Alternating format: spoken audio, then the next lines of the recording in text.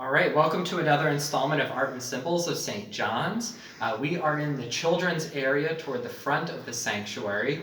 And you'll see behind me is this very large painting of the Holy Family. We've got Mary, Joseph, and Jesus. We'll get a little bit more into the story once we do the stained glass window that depicts the same or a similar scene. But we have that here. And on this side, we have this is called the Ivory Carver. I've been digging into it a little bit to see what this is about, and there are some paintings with a similar theme that were done in the 1700s and the 1800s, and descriptions that I've seen in museums describe it as Renaissance-era man carves crucifix out of ivory, angels rejoice, and then this one we don't have is demons flee. So we're missing the demons fleeing, which is a real shame. That would have really spiced it up, I think, but that's what that is describing. And then over here, this stained glass, we have over here the 10 Commandments depicted, or at least a representation of them.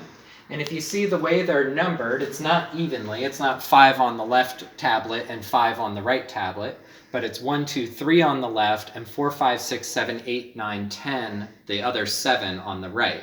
And this is because of the way that Lutherans divide up the 10 Commandments. We have numbered them in such a way that the first, second, and third commandments are related to how we relate to God. So the first one being, you shall have no gods before me. The second one is, let's see.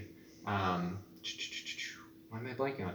The third one is through until keep the Sabbath day holy. And then 4 through 10 is where you have things like not coveting in commandments 9 and 10.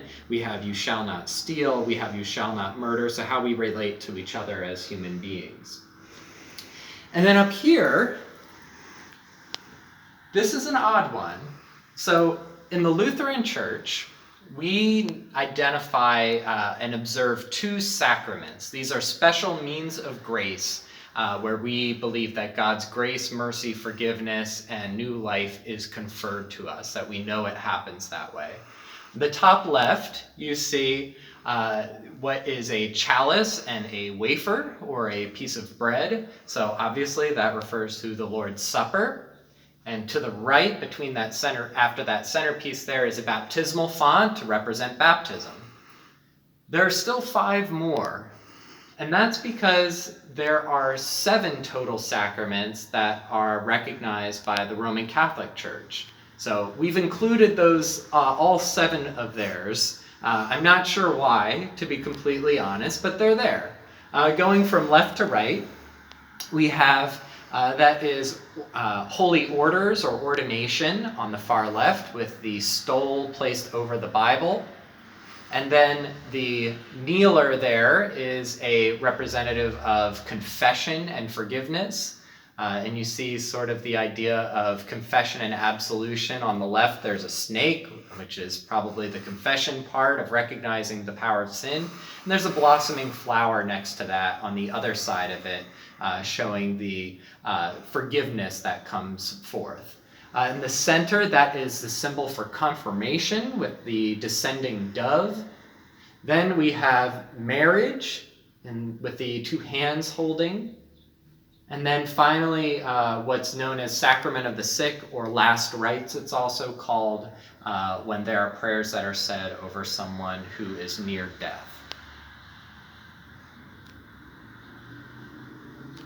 So that's it for the children's area, and we'll continue on with some more of the stained glass depicting the life of Jesus.